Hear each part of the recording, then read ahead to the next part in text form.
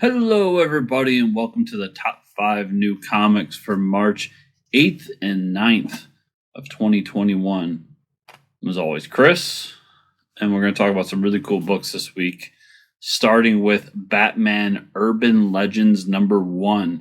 This is written by Brandon Thomas, Matthew Rosenberg, Chip Zdarsky, and Stephanie Phillips, with art by Eddie Barrows, Ryan Benjamin, Max Dunbar, Laura Braga, and that's it.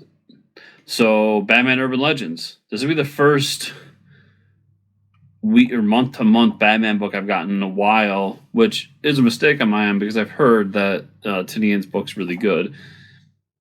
But what drags me in here is, I'm a Grifter guy. I like Grifter. I think he's an interesting enough character, and we've got some awesome creative teams here. I mean, I'm a huge Chip Zdarsky fan, huge Stephanie Phillips fan. Matthew Rosenberg's work I really like. Honestly, Brandon Thomas, not a guy I'm familiar with, but I'm going to become familiar with him with this book. We've got stories about Batman, Harley, Grifter, and so many more in this book. It's a kind of an anthology, but a mini-series anthology. It's something different for what DC normally does, or what, honestly, big two comics normally do. Yes, it's Batman and Batman-related characters, so it's easier to do something like that with a character like this. But still, I'm impressed that they're trying it. And they put on some A-list talent in here. I mean, Chip is on top of his game.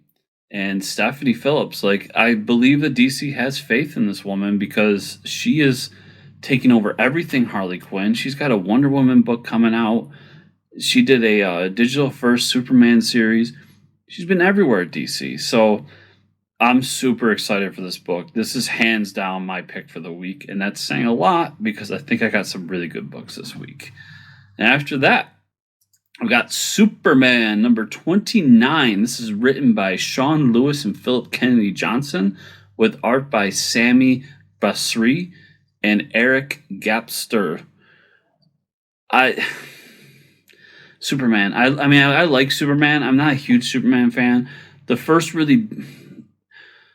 week to week or month to month really big Superman book I've gotten into was Bendis's, and that was very hit or miss, even for Bendis apologists like myself. But he left, and he does leave a bit of a hole where I was like, okay, well, no more Superman for me. And then steps in Philip Kennedy Johnson to take over the role of the Superman writer. I've said it once, I've said it a million times. I think the man's going to be a superstar within the next couple of years. I love his work. Everything from Last Gods to what he's done over at Marvel. I'm really excited for his Alien series, the stuff he did with Future State. Philip Kennedy Johnson's just been on a run. So good, so many good comics. And we're going to kind of deal with some of the threats from what happened in Future State, plus taking some of the thread lines of what Bendis brought in and doing something with them. Plus, this is going to be the first writer to take on a post-no secret identity Superman, which is interesting in itself, too. So, this book is, it's probably #3 on my list, which, once again, is huge praise because there's some really awesome books this week. Sticking with some really awesome books, we're going to go to Daredevil, #28. This is written by Chip Zdarsky with art by Marco Checchetto. Daredevil's been awesome. I don't know if anyone's noticed this, but it's really great. And it goes back to what I said earlier about Chip. Chip's on top of his game. And we're finally in a post-Matt Murdock Daredevil that doesn't tie into the big company-wide event book. So I'm interested to see what he's got to do with Elektra being Daredevil. Spoilers, everybody. And what that world is, and how she treats the character, and how she acts as the character and different things. So I'm in love with this book. It's awesome. And I really hope that Marco Checchetto never leaves because he's the perfect Daredevil artist. I've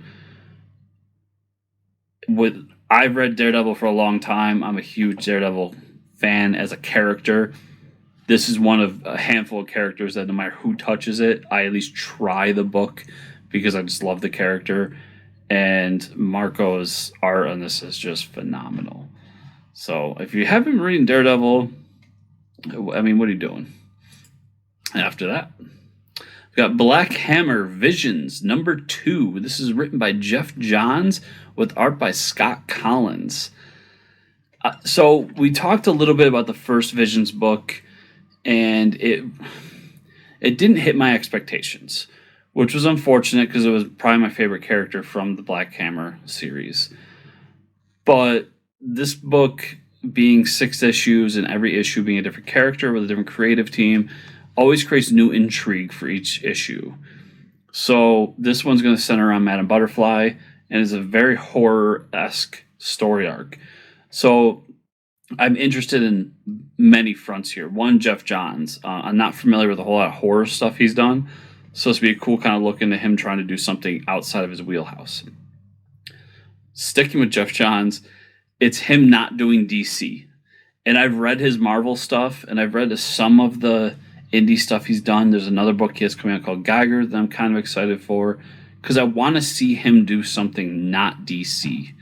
And DC faithful are mad at me for saying that most likely, but I feel like he's kind of reached his limit at DC, where whenever he jumps on it, I'm either a little bit disappointed by it or it just isn't as good as what he did in the past. And Three Jokers is kind of the book I bring up for that point. Like I was so excited for that book, so looking forward to it, and I felt the writing just lacked. And maybe that was my expectations, I don't know, but that's how I felt. So him doing something outside of the realm of big 2 comics altogether, but most importantly DC, really excites me to see how he can stretch his legs and do something a little bit different. And I mean, the first issue wasn't bad. I'm not saying it's bad. I enjoyed it enough, but it didn't hit that pinnacle that I wanted. And that's a me problem, not a anyone else problem. And we'll finish it off this week with Space Bastards #3. This is written by Eric Peterson and Joe Aubrey with art by the great Art-Darick Robertson. So, I mean, if you've been following these videos, I've brought this book up every month. This book is awesome. I love this book. It does so many things that I want out of not only a comic, but a Art-Darick Robertson comic. And I think that's really important. It's one of those books that the artist really matters so much. And it's one thing I've been learning over the years and years of comic commentating and just being a comic fan is that we don't give enough credit to the artist. And that's really important because this book is a Art-Darick Robertson book just as much as it is an Eric Peterson, Joe Aubrey book. Yes, they helped create the world and they built the story and everything, but the actual visual style and the visual storytelling of the world is 110% Art-Darick Robertson. And that's why no matter what that man does, I will read a book that has his name on it. Check out Space Bastards. It's awesome. So that's all this week, everybody. I want to make sure, go down below and check out the comments. Let me know what you think, what books you're looking forward to this week. And tell me if there's someone missing, I want to know about them. And if you are enjoying the videos, to subscribe to the channel using that button down below and that bell notification button so you can know when the next Fortress Comics video launches. And as always, the thumb up video or button as well. Thanks all so much for listening. Make sure you check out the podcast and the other things we're doing here at Fortress Comic 2. We got a lot of great content, including reviews, Fortress Comic News podcast, the Bat Friends podcast, and hopefully more in the future. So have a great week, everybody, and I'll see you all next week.